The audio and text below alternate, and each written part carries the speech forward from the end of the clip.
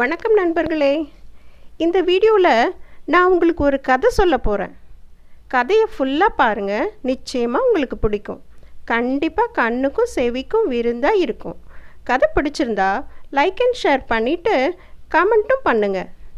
Subscribe பண்ணலன்னா subscribe பண்ணிக்கோங்க. Okay, வாங்க கதைக்குள்ளே போகலாம். முன்னொரு காலத்தில் மன்னர் ஒருவர் வாழ்ந்து வந்தார். அவர் ஓவியக்கலையில் மிகுந்த ஈடுபாடு கொண்டவர்.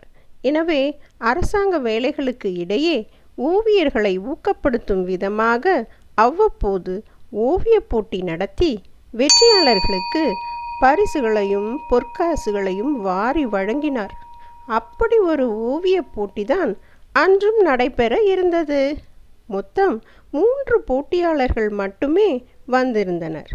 எனவே தனித்தனி அறையில் குறிப்பிட்ட கால அளவில் போட்டியானது நடந்து முடிந்தது. இறுதியில் வெற்றி பெற்றவரை அறிவிக்கும் நேரம் என்பதால் மன்னர் வரவழைக்கப்பட்டார். மூவருமே மிக அழகாக ஓவியம் வரைந்திருந்தனர்.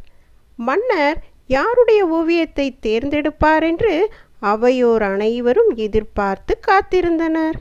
சற்று நேரத்தில் அங்கு வந்த மன்னர் முதலாம் அறைக்கு சென்று ஓவியத்தை கண்டு வியந்து நின்றார். அவர் ரசித்து கொண்டு இருந்தபோதே சற்றும் எதிர்பாராமல் வண்டொன்று ரீங்காரத்துடன் அறைக்குள் நுழைந்து அங்கு வரைந்திருந்த பூச்செண்டில் உள்ள மலர்களை உண்மையான மலர்கள் என எண்ணி முட்டி மோதி முத்தமிட்டு இறுதியில் ஏமாந்து சென்றது. இதை சற்றும் எதிர்பாராத மன்னருக்கோ ஒரே வியப்பு.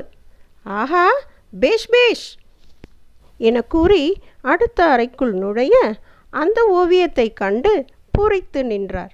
2 ஓவியங்களில் எது சிறந்தது என யோசித்து கொண்டிருக்க மீண்டும் இயற்கையே மன்னருக்கு உதவியதென்று சொல்லலாம்.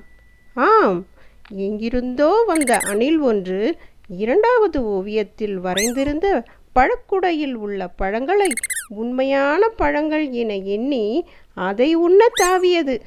கடைசியில் ஏமாந்து சென்றது.